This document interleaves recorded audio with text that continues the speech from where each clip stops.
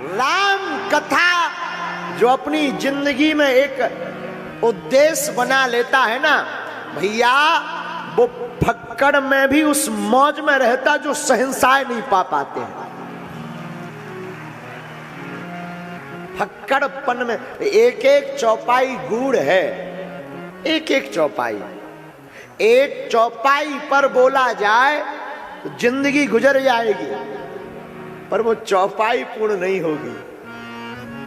इसलिए भैया जितने भी यहां बैठे हैं ना, कक्का हरो, हमारा निवेदन है, पूछो का, सुबह नहीं तो शाम रोज 5 चौपाई पढ़ना प्रारंभ कर दो, आपकी जिंदगी में हर प्रश्न का उत्तर मिलना प्रारंभ हो जाएगा।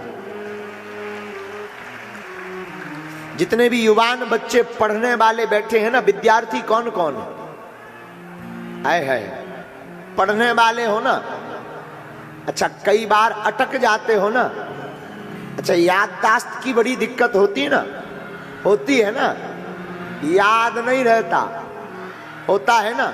सुनो, आज ही गांठ बांध लो, हम 12वीं तक पढ़े हैं और बीए प्राइवेट करे हैं, लेकिन स्कूल ही नहीं गए ढंग से। जाते थे तो मास्टर कह देते थे तुम मत पढ़ो, गए हैं कम गए, क्योंकि हम जाते से वही शुरू हो जाते तो हस्तरेखा, गड़बड़ हो जाता था सब। मास्टर कहते थे तुम मत आया करो, हमने कहा नाम कट जाएगा, बोला तुम्हारा नहीं कटेगा। हमें पेपर के दिन याद रहता था कि आज जो है अर्थशास्त्र का पेपर है। लोग हमसे पूछते थे 11वीं के बाद कि आप काहे से पढ़ रहे हो, तो हम कई बार आर्ट को साइंस कह देते थे और साइंस को आर्ट कह देते थे, लेकिन सच बता रहे, व्यासपीठ से झूठ नहीं बोल रहे। हमने रामायण रोज पढ़ी अपनी माता जी की आज्ञा से, आज तक कभी भी फेल तो ठीक है, डिक्टेंशन तो ठीक है, आज तक 60% से कभी कम मार्कशीट नहीं बनी है। रुका तो 12वीं का तो पूछो, 12वीं में ये भाई साहब 70 पर 4 74% लेकर आए हैं। उसमें क्या बोलते हैं, वो कौन सी परीक्षा होती, बोर्ड की परीक्षा। रुको रुको, भाग्य को भूत कमाता है। 5000 रुपया उस वक्त हमको प्रिंसिपल दिए रहे, क्योंकि हम फर्स्ट आए रहे। अभी रुको तो, अब पूछो पेपर कैसे भया। हम जाते थे तो राम लिख के सीताराम, तुम मत लिखना। एक सीएससी साहब थे, वो चेकियर, वो बोले महाराज जी राम मत लिखा करो। हमने कहा क्यों? बोले कोनो अगर धर्म विरोधी के हाथ में पेपर पड़ जाएगा तो वो फेल कर देगा। हमने कहा उसके बाप में दम नहीं है, जब पेपर में दम होगा तो कौन फेल करेगा। लेकिन रुको तो, सुनो तो, पास कैसे भाई पता है? रामायण के बल पर। हमने रामायण बहुत पढ़ा और आर्ट में लिखना बहुत पड़ता है।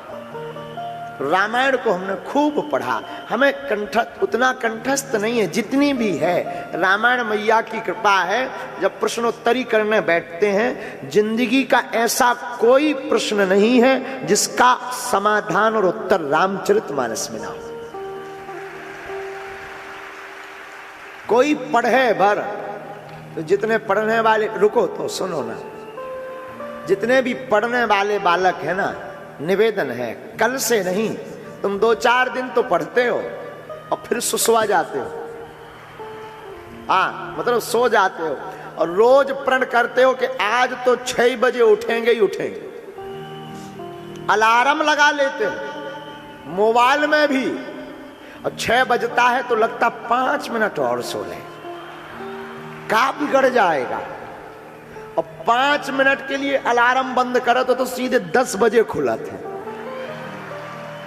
हाँ जी या ना जी, होता है ना ऐसा। रात को 5 चौपाई पढ़ो। कितनी?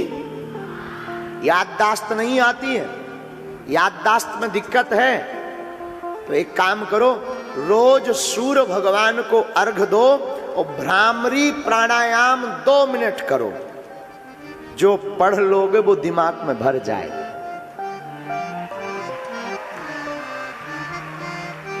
और एक बात, जब भी पेपर देने जाओ ना, गणेश भगवान मां सरस्वती को प्रणाम करके और गौ माता को गुड़ चना की रोटी खिलाकर जाया करो।